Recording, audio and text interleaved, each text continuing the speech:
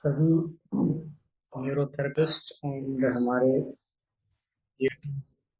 Member जो भी ये वीडियो देख रहे हैं उन सभी को आत्म नमस्कार। हम पिछली क्लासेस में देख चुके हैं, ओबेसिटी के बारे में हमने देखा, मेटाबॉलिक सिंड्रोम के बारे में हमने समझा। अभी हम देखेंगे gastro intestinal. Gastro intestinal tract मतलब होता है आपका पेट, जो मुंह से लेकर जो एलिमेंट्री कैनाल है और इंटेस्टाइन तक, इनके बीच में अगर कोई प्रॉब्लम होती है तो हम उसको जो है यहाँ पर देखेंगे कि क्या क्या समस्याएं हो सकती हैं। अपर गैस्ट्रो इंटेस्टाइनल ट्रैक्ट की डिजीजेस में अक्सर जो देखा जाता है, एक तो chronic and recurrent abdominal pen होता है। चेस्ट पेन हो सकता है, इसमें इंक्लूड चेस्ट पेन आएगा। क्रॉनिक यानी लंबे समय से या फिर बार बार पेट में दर्द आना। डिस्पेप्सिया हो सकता है, गले में ऐसा लगती है कि कोई लंप हो, लंप इन थ्रोट है, फिर हेलिटोसिस है, हिकअप्स है, नोजिया है एंड वॉमिटिंग। इस तरह की चीजें हो सकती हैं एंड रूमिनेशन। तो कुछ अपर जीआई ट्रैक्ट कंप्लेन में जो है कुछ फंक्शनल इलनेस हो सकती है। किसी में आपको कुछ कारण पता चलेंगे और किसी का कोई कॉज ऐसा नोन नहीं चलता। तो हम आज इन सभी जो अपर गैस्ट्रोइंटेस्टाइनल अपर यानी ऊपरी हिस्से में मौजूद जो गैस्ट्रोइंटेस्टाइनल ट्रैक्ट से संबंधित जो बीमारियां हैं उनको हम देखें। Class 75 gastrointestinal disorder, neurotherapist Hariom Jatav from Hyderabad. आज की क्लास हम शुरू करते हैं। अपर गैस्ट्रोइंटेस्टाइनल का मतलब होता है इसोफेगस, स्टमक और डियोडिनम यानी छोटी आंत का ऊपरी हिस्सा। इन अंगों से जुड़ी शिकायतें अपर गैस्ट्रोइंटेस्टाइनल के कॉमन सिम्टम्स क्या होंगे, इनमें शामिल है जैसे सीने में दर्द हो, जो कि अक्सर जलन या गैस्ट्रिक रिफ्लेक्स से जुड़ा होता है। दूसरा है गले में गांठ जैसा एहसास। तीसरा मुंह से दुर्गंध आना यानी बैड ब्रेथ। चौथा है बार बार या लंबे समय तक पेट में दर्द। फिर है आपका इंडाइजेशन यानी अपच, फिर हिकअप्स यानी हिचकी एंड नोजिया एंड वॉमिटिंग, मतली आना और उल्टी। फिर रीगर्जिटेशन यानी कि पेट का खाना या एसिड गले में वापस आना। तो ये कॉमन सिम्टम्स हो सकते हैं अपर गैस्ट्रोइंटेस्टाइनल डिसऑर्डर से जुड़े हुए डिजीजेस से जुड़े हुए सिम्टम्स। अब इनके क्या क्या कारण हो सकते हैं अपर जीआई डिसऑर्डर सिम्टम्स आएंगे तो उनको क्या कारण। कभी कभी ये लक्षण जो है शारीरिक कारणों से होते हैं, यानी कि शरीर के अंदर मौजूद किसी वजह से ये चीजें हो सकती हैं, जैसे गैस्ट्रिक अल्सर है, रिफ्लेक्स है। लेकिन कई बार यह फंक्शनल डिसऑर्डर होती है, यानी जांच में कोई शारीरिक रोग नहीं निकलता है परंतु फिर भी लक्षण जो है बने रहते हैं, तो that is called functional disorder. जैसे कि फंक्शनल डिस्पेप्सिया, हम इस डिस्पेप्सिया को आगे हम समझेंगे। तो सबसे पहले इसमें हिस्ट्री लेनी होती है पेशेंट से। डॉक्टर को चाहिए कि वह रोगी से खुले प्रश्नों के माध्यम से बात करे, जैसे दर्द कहाँ होता है, कब बढ़ता है या घटता है, खाने से कोई फर्क पड़ता है या नहीं, मानसिक तनाव तो नहीं है। क्योंकि मनोवैज्ञानिक कारणों जैसे तनाव, चिंता, अवसाद, स्ट्रेस, डिप्रेशन की भी खोज की जानी चाहिए, क्योंकि कई बार मानसिक स्थिति भी पेट की समस्याओं को बढ़ाती है। लेकिन ध्यान रहे कि मनोवैज्ञानिक कारण होने का मतलब यह नहीं है कि शारीरिक बीमारी नहीं, इसीलिए रोगी की हर शिकायत को गंभीरता से लेना चाहिए। तो पहला आ गया है टेकन हिस्ट्री, दूसरा आता है फिजिकल एग्जामिनेशन। सो परीक्षण में डॉक्टर पेट का ध्यान पूर्वक निरीक्षण करता है, देखता है क्या है, पेट उभरा हुआ है या नहीं। तो अगर पेट बहुत अधिक फूला हुआ है तो हो सकता है कि उसमें एसाइटिस हो, यानी कि पेट में पानी भरा हो, इन्फेक्शन हो, ऑब्स्ट्रक्शन हो, कोई रुकावट हो गई हो, या फिर ट्यूमर का संकेत हो। ऑस्कल्टेशन होता है, आंतों की आवाजें, बॉबल साउंड होते हैं, वह सामान्य है या नहीं। फिर पेट में थूक कर देखा जाता है, हाथ से टैप करके, कि पेट में गैस या तरल की पहचान करने के लिए की जाती है। जैसे हम गैस जब देखते हैं तो पेट में अलग तरह का साउंड आता है, और जब असाइटिस होगी तो अलग तरह का sound। फिर छूकर देखना पड़ता है, पल्पेशन यानी कोमलता, टेंडरनेस कैसी है, कोई गांठ या अंग तो नहीं बढ़ रही है। तो किसी अंग का बढ़ना क्या कहलाता है, ऑर्गेनोमेगाली। उस अंग का स्पेसिफिक अगर नाम हो जाएगा तो उसके साथ मेगाली वर्ड जुड़ जाएगा। ठीक, जैसे अगर अंगों की बात करें तो ऑर्गेनोमेगाली। लेकिन अगर हम किसी स्पेसिफिक ऑर्गन की बात करते हैं, जैसे लिवर है, तो वहां जुड़ जाएगा हेपेटोमेगाली। स्प्लीन अगर है तो स्प्लीनोमेगाली। तो इस तरीके से मेगाली मतलब अंगों का साइज। फिजिकल एग्जामिनेशन के अंतर्गत पांचवा जो देखा जाता है, जो हमारे एमबीबीएस डॉक्टर वगैरह रहते हैं, वो लोग इसका चेकअप भी करते हैं कि अगर कोई ब्लड जो है कहीं लीकेज होकर या हेमरेज होकर रुके, वहाँ पर जम तो नहीं। ऑकल्ट ब्लड या अन्य असामान्यताओं का पता लगाने के लिए एनल एग्जामिनेशन किया जाता है, या महिलाओं में जो है पेल्विक एग्जामिनेशन किया जाता है, जो कि गायनेकोलॉजिस्ट कर सकते हैं। और गैस्ट्रोएंटेरोलॉजिस्ट जो है ये एनएस का एग्जामिनेशन। तो कब जांचें जरूरी होती हैं, तो देखा जाए यदि लक्षण हल्के हैं, जैसे हल्की अपच है, और शारीरिक परीक्षण सामान्य है, तो अक्सर विशेष जांच की जरूरत नहीं होती। परंतु चिंताजनक लक्षण, अलार्म सिम्टम मौजूद हो तो आगे जो है जांच आवश्यक हो जाती है। सो चिंताजनक लक्षण क्या है, जैसे भूख ना लगना, एनोरेक्सिया बोला जाता है इसको, भूख ना लगना एनोरेक्सिया। तो ये किस चीज की संभावना हो सकती है, तो ये एक संभावना हो सकती है कि गंभीर पाचन रोग या कैंसर का संकेत हो सकता है। दूसरा है खून की कमी यानी कि एनीमिया। सो हो सकता है कि अगर इंटरनल बॉडी में ब्लीडिंग हो रही हो तो उसकी वजह से भी खून की कमी हो गई। फिर मोशन में यानी मुंह में खून आना, विजुअल और अकल जलन दिख रहा है, तो ये हो सकता है कि गैस्ट्रोइंटेस्टाइनल ब्लीडिंग हुई हो, अंदर कोई अल्सर हो, पेप्टिक अल्सर हो सकता है, या फिर आईबीडी में भी ऐसा देखने।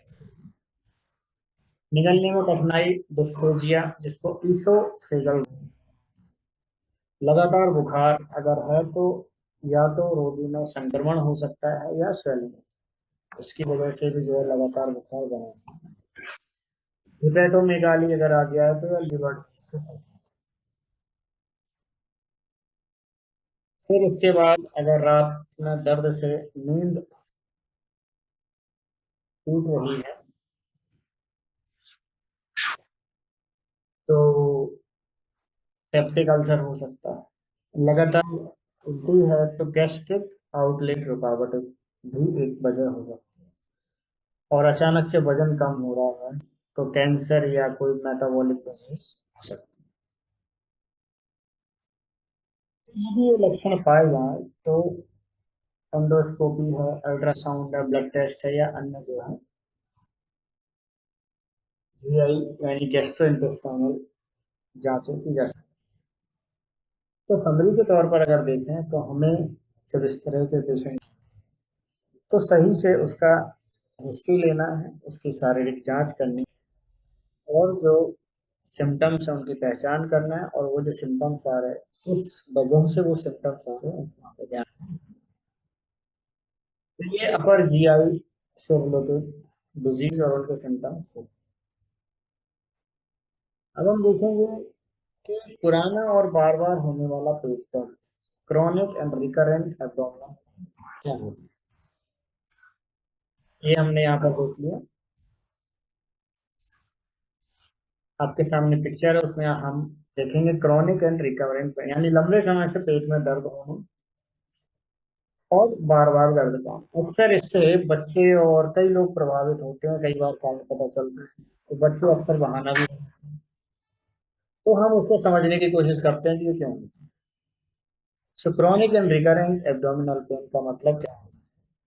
अगर किसी व्यक्ति को 3 महीने या उससे ज्यादा समय तक पेट दर्द रहता है, कभी लगातार और कभी रुक रुक कर, तो उसे क्रॉनिक एब्डोमिनल पेन कहा जाता है, CAP कहा जाता है।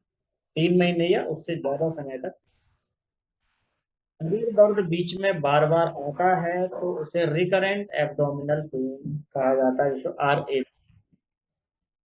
तो किसे होता है अक्सर ये? तो बच्चों में 5 साल की उम्र के बाद RA देखा, लगभग 10% बच्चों को इसके लिए जांच की जरूरत, 2% एडल्ट खासकर महिलाओं में CAP पाया जाता है। इसके फिजियोलॉजिकली क्या कॉजेज हो सकते हैं? तो कई बार ये दर्द किसी फिजिकल डिजीज से नहीं बल्कि फंक्शनल एब्डोमिनल पेन सिंड्रोम यानी FAPS से होता है। तो फंक्शनल सिम्टम्स हमने देखे थे कि जिनमें कोई खास कारण तो पता नहीं चलता पर ये होता है। तो फिजिकल डिजीज से इसका संबंध नहीं मिलता है कई बार ये जो पेट का दर्द होता है, बल्कि functional abdominal pain syndrome FAPS से होता है। तो इसमें दर्द 6 महीने से ज्यादा रहता है लेकिन कोई शारीरिक कारण नहीं मिलता। क्यों होता है? तो हमारी रीढ़ की हड्डी के कुछ सेंसरी न्यूरॉन जरूरत से ज्यादा संवेदनशील या हाइपर एल्गेसिक, इस वजह से हो सकता है। स्ट्रेस, डिप्रेशन और टेंशन जैसी मानसिक बातें दर्द को बढ़ा देती। जब दर्द बढ़ता है तो यह खुद ही एक तनाव बन जाता है जिससे पेन साइकिल चलती है। तो महिलाओं में मेनोपॉज के बाद यानी कि जब माहवारी उनकी खत्म हो जाती है, जब मानसिक माहवारी नहीं आती है, मैसेज नहीं आते, तो उसके बाद अक्सर ये महिलाओं में समस्या बढ़ जाती है। तो इसके क्या और कारण हो सकते हैं, उन्हें हम देखेंगे। क्रॉनिक एंड रिकरेंट एब्डोमिनल, तो कारण के तौर पर अगर देखें तो लगभग 10% रोगियों में कोई शारीरिक कारण यानी ऑर्गन कॉज मिल सकता है, 10%। जैसे कि एडोसेंस, ओवेरियन सिस्ट, एंडोमेट्रियोसिस।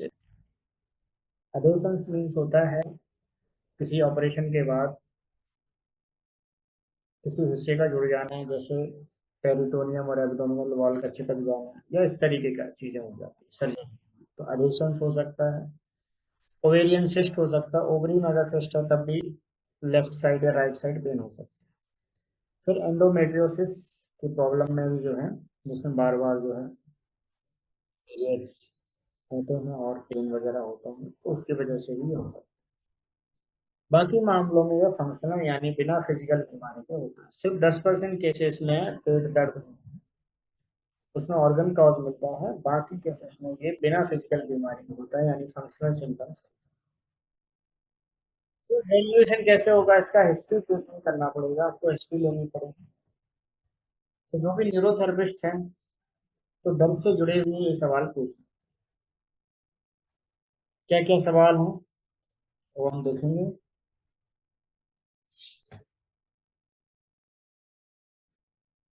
एवेल्यूएशन में आप ये जानकारी ले सकते हैं कि दर्द कहाँ होता है। पहले देखना है कि दर्द दर्द कहाँ होता है, फिर कैसा है, बहुत तेज है या हल्का है या कब का, क्या दर्द खाने, शौच यानी मोशन करने से या मेंस्ट्रुअल साइकिल से जुड़ा हुआ है या मासिक धर्म से जुड़ा हुआ है। ये देखना, अगर खाने से है तो फिर आपका सोच खाने की तरफ जाओगे। अगर मोशन से रिलेटेड है तो हो सकता है कॉन्स्टिपेशन, गैस की। और महिलाओं में अगर दर्द है तो वहां मासिक धर्म का पूछना। फिर ये भी देखना है कि क्या मिल्क प्रोडक्ट खाने से पेट में दर्द होता है या पेट फूलता है, क्योंकि हो सकता है उसको लैक्टोज इंटॉलरेंस होता है। कई लोगों को ये लैक्टोज इंटॉलरेंस होने से पेट में दर्द हो। क्या weight loss, vomiting, blood in stool, bloating, fever जैसे लक्षण हैं। अगर फीवर है तो इन्फेक्शन का कॉज। ठीक, आईबीएस में जो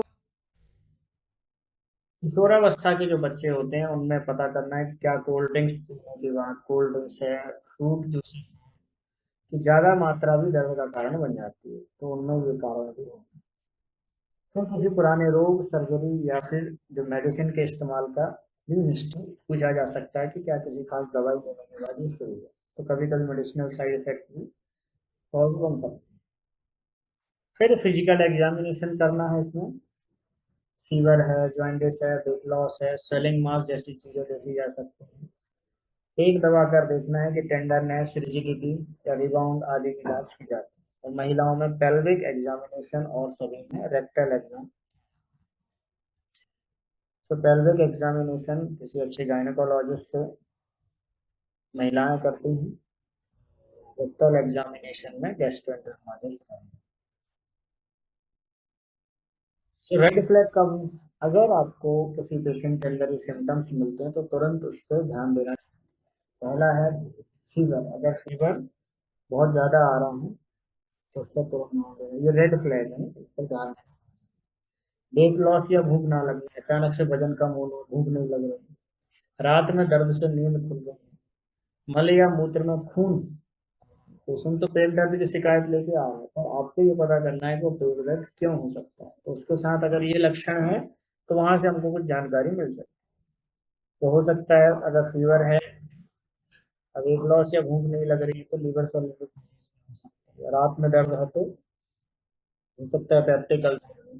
फिर मले या मूत्र में अगर खून आ रहा है, तो अगर मोशन में खून आ रहा है तो हो सकता है पाइल्स है, फिशर है, फिस्टुला है, या आईवीडी हो सकता है, ये सारी। फिर जॉइंटिस देखना है। अगर आंखें पीली हैं, नाखून, उंगलियों के नाखून पीले हो रहे हैं, तो आपको उनका एलएफटी का टेस्ट करा के, वगैरह का टेस्ट करा के देखना पड़ेगा। तो जॉइंटिस की वजह से पेट दर्द हो सकता है। फिर अगर पेट फूला हुआ है या वहाँ कोई मांस महसूस हो रहा है तो हो सकता है कि वहाँ पर ट्यूमर बन रहा है। तो क्या टेस्ट किए जा सकते हैं? तो सामान्य तौर पर जो टेस्ट करेंगे, यूरिन टेस्ट होगा, सीबीसी, एलएफटी, ईएसआर, एमाइलेज, लाइपिड। यहाँ पर यूरिन टेस्ट, अगर यूरिन में ब्लड आ रहा है तो देखने के लिए सीबीसी, बॉडी में कोई इन्फेक्शन है। फिर एलएफटी, लीवर फंक्शन टेस्ट कराया जाता है, अगर उसके पैरामीटर ऊपर नीचे हैं वो देखने के लिए। ईएसआर, अगर बॉडी में कोई इंफ्लामेटरी रिस्पॉन्स है तो वो देखने के लिए ईएसआर करते हैं।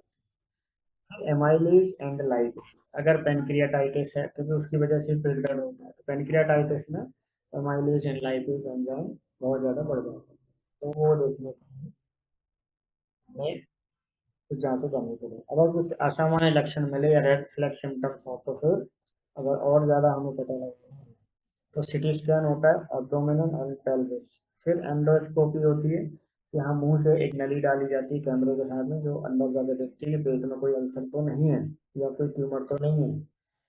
और फिर कोलोनोस्कोपी होती है, जो एनस के रास्ते, गुदा के रास्ते कैमरा डाल के देखा जाता है कि अंदर किसी तरह का कोई कैंसर, वहाँ पर कोई फिस्टुला है, फिशर है, ये सब। तो स्टूल टेस्ट किया जाता है, अगर पेट में कुछ खास तरह के बैक्टीरिया हैं उनका पता लगाने के लिए। 50 वर्ष से ऊपर वाले लोगों को कोलोनोस्कोपी करवाने की सलाह दी जा सकती है। ट्रीटमेंट क्या हो सकता है? ट्रीटमेंट कॉज के हिसाब से डिपेंड करेगा कि बीमारी का कारण क्या है, और उस कारण के हिसाब से ट्रीटमेंट। अगर कोई शारीरिक कारण मिले तो उस बीमारी का इलाज किया जाता है। फॉर एग्जाम्पल पेप्टिक अल्सर है तो उसे पेप्टिक अल्सर, ट्यूमर है तो ट्यूमर का ट्रीटमेंट, सिस्ट एंड फाइब्रॉइड है तो उसका ट्रीटमेंट दिया जाए। यानी जो बीमारी है उसका भी कॉज है, उसका treatment। और अगर फंक्शनल पेन हो, यानी कि शरीर में कोई बीमारी ही नहीं तो फिर भी पेट दर्द होता है, तो इसके लिए जरूरी है कि डॉक्टर, रोगी और परिवार के बीच भरोसेमंद और सहानुभूति पूर्ण संबंध होना चाहिए। तो मुख्य बातें इन लोगों को क्या ध्यान रखनी है ऐसे पेशेंट में, और डॉक्टर को भी ध्यान रखना है कि बार बार जांच कराने से रोगी को समझाएं कि उसे कोई खतरनाक बीमारी नहीं, तनाव को कम करें और सामान्य दिनचर्या। अगर डिप्रेशन या चिंता की वजह से ये हो रहा है तो उसके लिए मेडिटेशन है या अल्टरनेटिव तरीके हैं वो करते हैं। सो एलोपैथी में उसके लिए अलग अलग तरह की दवाइयाँ होती हैं वो दी जाती हैं।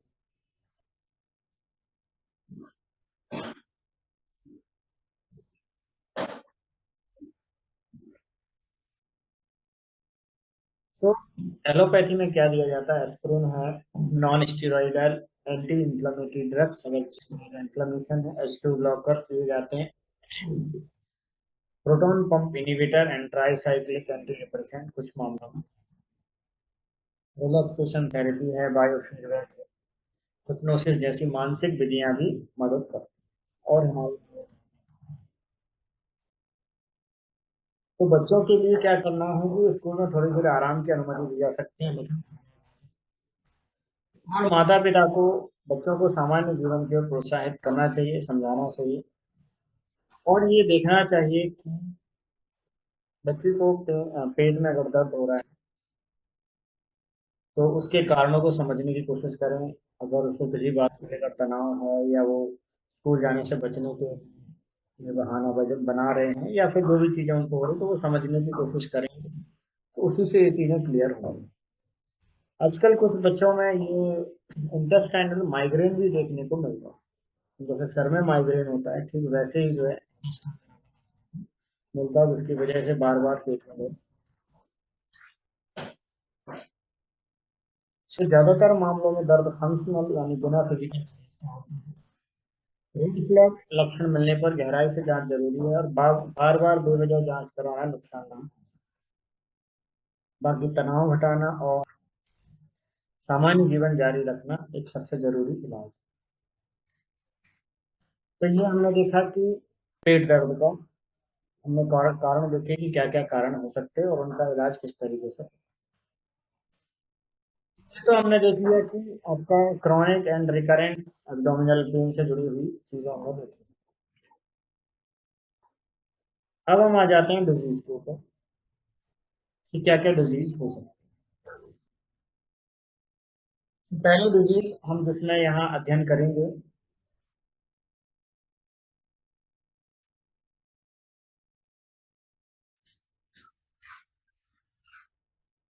डिस्पेप्सिया। डिस्पेप्सिया के बारे में।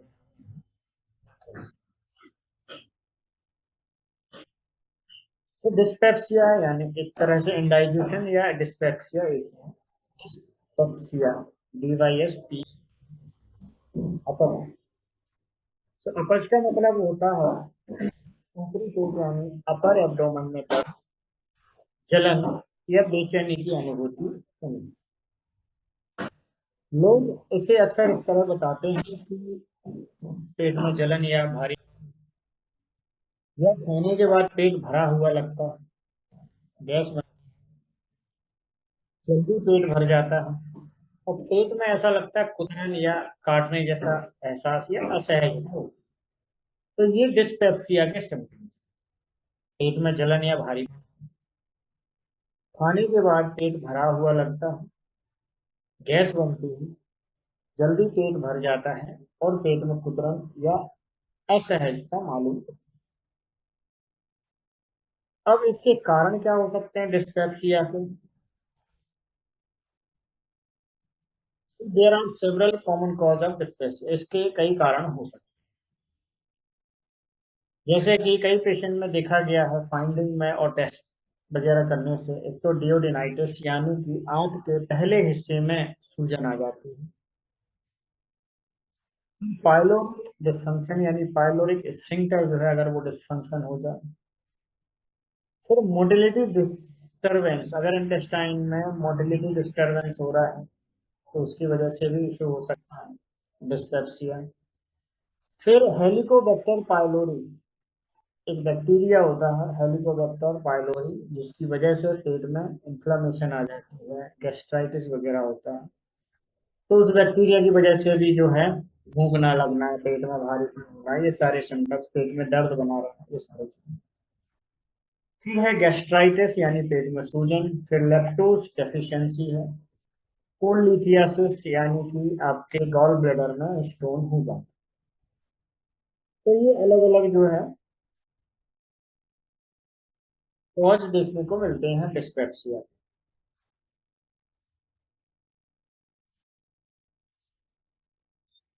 और फिर है फंक्शनल डिस्पेप्सिया, यानी कि जब कोई कारण ना मिले, यानी कार्यात्मक अपंग, जिसमें कोई शारीरिक वजह ना।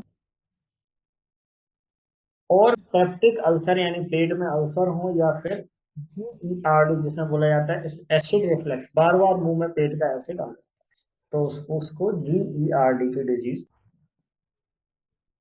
तो फंक्शनल डिस्पेप्सिया का मतलब होता है कि जब सभी जांच जैसे एंडोस्कोपी वगैरह सब कुछ नॉर्मल हो, लेकिन फिर भी सिम्टम्स बने हुए, that is called functional dyspepsia. तो इसमें हिस्ट्री एंड सिम्टम्स दोनों की बातें की जाएंगी। तो इसमें हमें देखना है हिस्ट्री लेते समय कि लक्षण कब से हैं, यानी रिसेंटली हुआ है, अचानक, या लंबे समय से हुआ है। दर्द किस जगह होता है, ऊपरी पेट में, सीने में, या पूरे पेट। क्योंकि हिस्ट्री से ही पता चलेगा कि बीमारी का कॉज क्या होगा।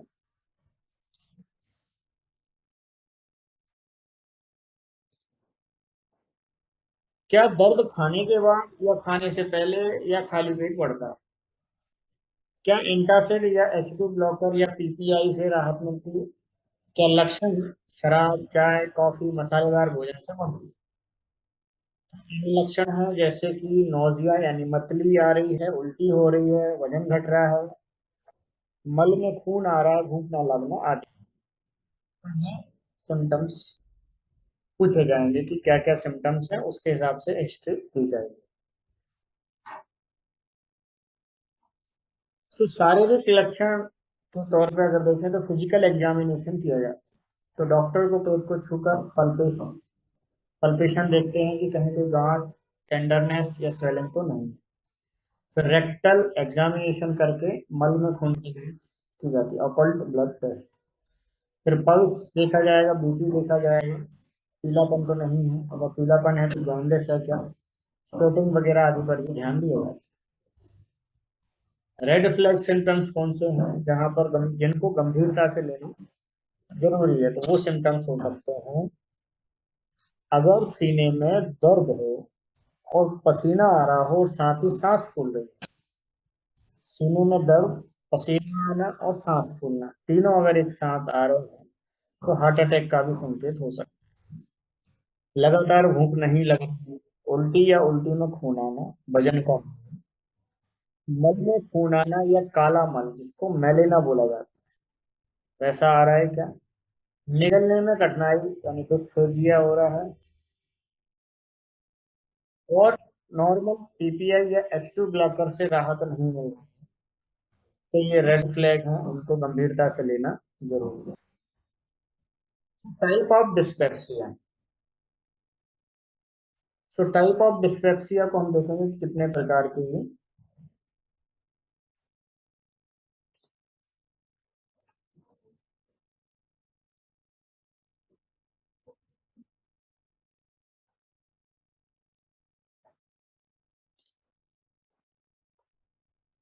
सो एक होता है अल्सर लाइक डिस्पेप्सिया, यानी कि एपिगैस्ट्रिक में दर्द होना, आपका जो नाभि के ऊपरी हिस्से में जो है, नाभि के ऊपरी हिस्से में, इसको एपिगैस्ट्रिक, जो भोजन से पहले होता है और खाने या एंटासिड से कम होता है। फिर मोटिलिटी लाइक डिस्पेप्सिया, यानी पेट में भारीपन, जल्दी पेट भर जाता है, फिर मतली आती है, उल्टी आती है, खाने के बाद बढ़ने वाले लक्षण होते हैं, पेट दर्द बढ़ता है। फिर रिफ्लक्स लाइक डिस्पेप्सिया, यानी सीने में जलन और एसिड बाहर ऊपर की तरफ आता है। तो ये तीन तरह के हो गए, एक तो अल्सर लाइक डिस्पेप्सिया जिसमें एपिगैस्ट्रिक में दर्द होगा, एपिगैस्ट्रिक दर्द होगा स्टमक से रिलेटेड। मोटिलिटी लाइक डिस्पेप्सिया, जिसमें कि पेट में भारीपन, जल्दी तृप्ति, मतली, उल्टी और खाने के बाद बढ़ने वाले दर्द के लक्षण होंगे। तो रिफ्लक्स लाइक डिस्पेप्सिया, जिसमें सीने में जलन, हार्ट बर्न और एसिड ऊपर आते हैं, जैसे GERD जो डिजीज होती है उसमें। तो कई बार ये लक्षण एक दूसरे से मिल जाते हैं, यानी एक पेशेंट को अल्सर लाइक डिस्पेप्सिया भी हो सकता है, साथ में रिफ्लक्स लाइक डिस्पेप्सिया, या फिर तीनों एक साथ भी आ सकते हैं अगर डिजीज क्रॉनिक और कॉम्प्लिकेटेड हो। तो इसमें इन्वेस्टिगेशन क्या क्या कर सकते हैं, तो तुरंत जांच, अगर हार्ट डिजीज का शक हो, ऐसा लग रहा हो कि पसीना भी निकल रहा है, छाती में दर्द भी है और सांस भी फूल रही है, तो तुरंत उसके लिए हार्ट डिजीज का अगर डाउट हो तो ECG कराया जाता है। सीरम कार्डियक मार्कर होते हैं वो, और चेस्ट पेन के साथ होने वाले मामलों में इमरजेंसी मेडिकेशन। सामान्य जांच के तौर पर CBC, एनीमिया और खून की कमी देखने के लिए, LFT एंड RFT, लीवर और किडनी की स्थिति देखने की। फिर एंडोस्कोपी की जाती है, खासकर 15 वर्ष से ऊपर, सॉरी, एंडोस्कोपी खासकर 45 वर्ष से ऊपर, या रेड फ्लैग सिम्टम्स लक्षणों में एंडोस्कोपी करके देखना। क्योंकि कई बार रेड फ्लैग सिम्टम्स मीन्स अगर उसको पेप्टिक अल्सर हुआ तो ये देखना जरूरी है कि कितना है, क्या है, तो उसके लिए एंडोस्कोपी होती है। एच पाइलोरी टेस्ट किया जाता है, इसमें ब्रेथ टेस्ट या स्टूल एंटीजन टेस्ट से भी पता चलता है। एच पाइलोरी टेस्ट, अगर एंडोस्कोपी नॉर्मल हो और रिफ्लक्स के लक्षण हो तो इसोफेजियल मोनोमेट्री और पीएच स्टडी किया। इलाज क्या हो सकता है, तो अगर कोई स्पेसिफिक बीमारी मिलती है तो उसके अकॉर्डिंग उसका इलाज किया जाए। जैसे पेप्टिक अल्सर होगा तो अल्सर का इलाज किया जाएगा, गॉल स्टोन है तो गॉल स्टोन का, और GERD है तो GERD का स्पेसिफिक जो ट्रीटमेंट होते हैं वो दिए। और अगर फंक्शनल डिस्पेप्सिया मतलब जिसमें कोई कारण नहीं है लेकिन फिर भी सिम्टम्स, तो मरीज को समझाया जाता है और दवाओं से लक्षणों को नियंत्रित किया जाता है। हम मेरे घर में क्या करेंगे, हम तो दोनों ही तरह की बीमारियों को विदाउट मेडिसिन की ट्रीटमेंट से ट्रीट करने की कोशिश करते हैं, इसमें चाहे फंक्शनल डिस्पेप्सिया हो और चाहे शारीरिक डिस्पेप्सिया, जिसमें कि बीमारी, किसी बीमारी के कारण ये डेवलप हो।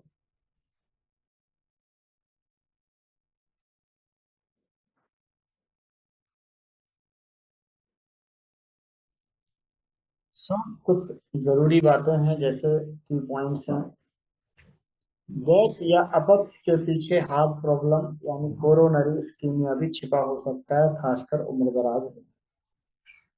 अगर पेशेंट की उम्र ज्यादा है और गैस या डिस्पेप्सिया के सिम्टम्स उसको हैं, तो उसके अन्य सिम्टम्स, अन्य कॉजेस को जानने के साथ साथ उसके हार्ट का एवेल्यूशन भी करना है। अगर उसको चेस्ट में पेन हो रहा है, डिस्कम्फर्ट हो रहा है, सांस फूल रही है और पसीना भी आ रहा है।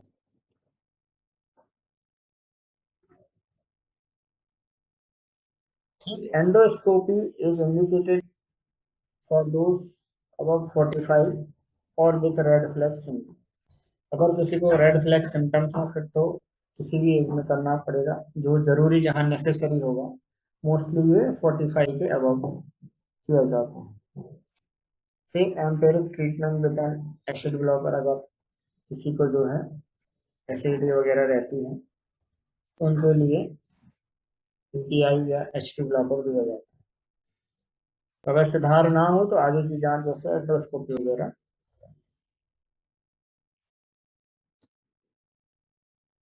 सो इसी के साथ साथ अगली जो डिसीज आती है इसमें, एक हो गया डिस्पेप्सिया, हमने देख लिया है।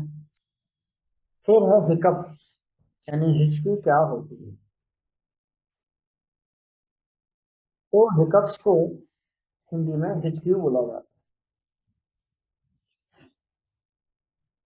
तो हिचकी एक ऐसी स्थिति है जिसमें डायफ्राम, जो कि हमारे लंग्स के ठीक नीचे मौजूद होता है, पसलियों के अंदर होता है। तो हिचकी एक ऐसी स्थिति है जिसमें डायफ्राम यानी सांस लेने में काम आने वाली मांसपेशी अचानक और बार बार सिकुड़ती है।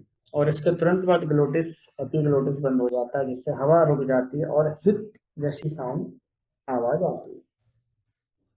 तो सामान्य हिचकी बहुत आम और हानिरहित होती है, लेकिन अगर 2 दिन से ज्यादा या 1 महीने से ज्यादा इंटरेक्टेबल रहे तो यह परेशानी बढ़ा सकती है।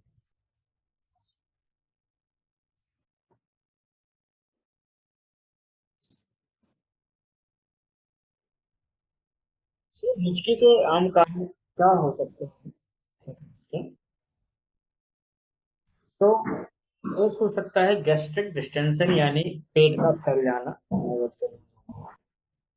अल्कोहल पीना, शराब की वजह से भी हो सकती है। बहुत गर्म या तीखे पदार्थ अचानक से निगल लेना। और डायफ्राम या उसे नियंत्रित करने वाली नसों की इरिटेशन, फ्रेनिक नर्व जो है,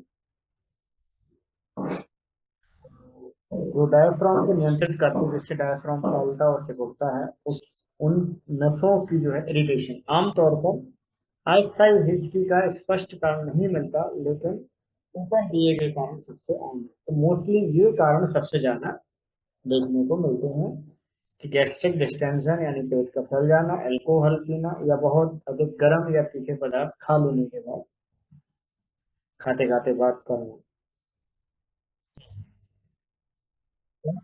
जो डायफ्राम की नर्व है उसमें इरिटेशन होना, तो उससे भी ये पता चलता है। तो इसका जांच और मूल्यांकन कैसे करेंगे, पता कैसे लगे? तो रोगी से पूछा जाता है कि हिचकी कब से है, क्या इलाज पहले किया गया, और क्या इससे कोई और लक्षण जरूरी। अगर इसकी बहुत लंबी चल रही है तो डॉक्टर को न्यूरोलॉजिकल एग्जामिनेशन करते हैं, ताकि किसी नस या दिमागी समस्या का पता। तो जरूरत होने पर कुछ टेस्ट किए जाते हैं, जिसमें serum electrolyte, blood urea nitrogen, creatinine, chest x ray, ECG, upper gastrointestinal endoscopy या इसोफेगल पीएच मॉनिटर, कभी कभी ब्रेन एमआरआई या चेस्ट सीटी स्कैन। सो कुछ घरेलू उपाय भी हैं।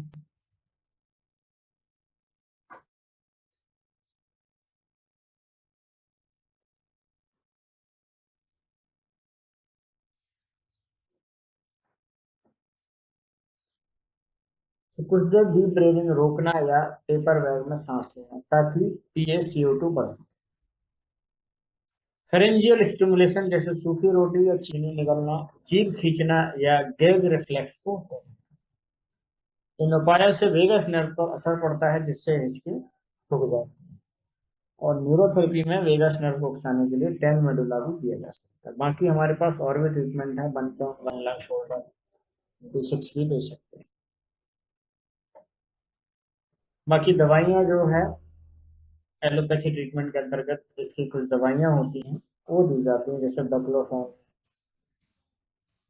गाबापेंटिन है, जीआर, दवाइयाँ। तो बहुत गंभीर स्थिति में फ्रेनिक नर्व को ब्लॉक किया जाता है, लेकिन यह सावधानी से करना होता है, क्योंकि बहुत कम मामलों में बायोलेटरल फ्रेनिकोटोमी भी की जाती है, लेकिन यह हमेशा असरदार नहीं होती। तो फ्रेनिक नर्व जो होती है वो डायफ्राम को, उसको ही ब्लॉक करके मदद को फ्लेक्स। तो ध्यान रखने योग्य बात है, ज्यादातर मामलों में कारण पता नहीं चलता है। कभी कभी हिचकी किसी गंभीर बीमारी का लक्षण हो सकता है। तो अगर हिचकी 2 दिन से ज्यादा रहे तो डॉक्टर को जरूर दिखाएं। और कोई भी एक इलाज पूरी तरह असरदार नहीं है, हर मामले में अलग तरीका काम होता है। तो न्यूरोथेरेपी में भी अलग अलग कारण, फिर उसके सिम्टम्स के हिसाब से ट्रीटमेंट दिया जाता है। तो वह आपको देखना है कारण क्या है, और उस कारण के हिसाब से क्या। तो आज हमने जो है कुछ मुख्य विषयों पर हमने ध्यान दिया। अभी हम नेक्स्ट जो हमारा टॉपिक होगा वो होगा लम्प फ्रूट, यानी ग्लोबस सेंसेशन क्या होता है, उसको हम ध्यान से देखेंगे आगे। आज हमने जो है डिस्पेप्सिया के बारे में देखा, कब्ज के बारे में देखा, chronic and recurrent abdominal pen के बारे में हमने समझा, क्या होता है और उसके क्या क्या कारण होते हैं और किस तरीके से पेशेंट की हिस्ट्री। तो ये कुछ एग्जाम्पल या गेस्ट अपर गैस्ट्रोइंटेस्टाइनल चीजें आती हैं, इनमें और भी डिजीज आएंगी, हम उनको एक एक करके देखते चले जाएंगे। जैसा कि हमने देखे कि कुछ पेट दर्द के केसेस में कुछ डिजीज खास बीमारी भी कारण बनती है, और कई बार जो है फंक्शनल कॉजेस होते हैं जिसका कोई कॉज पता नहीं, लेकिन फिर ये होते हैं। और कुछ मनोवैज्ञानिक कारणों की वजह से भी पेट में दर्द देखने को मिलता है। ओके, सो यहीं पे हम क्लास समाप्त करते हैं। सभी हमारे यूट्यूब फैमिली के मेंबर्स जो भी ये वीडियो देख रहे हैं उन सभी को नमस्कार। आशा करते हैं आपको यह सेशन पसंद आया होगा। अपनी प्रतिक्रिया आप जो है कमेंट सेक्शन में जरूर बताएं, इससे हमको बहुत कुछ सीखने को मिलता है, उत्साह बढ़ता है। और मिलते हैं हम नेक्स्ट टॉपिक में नेक्स्ट।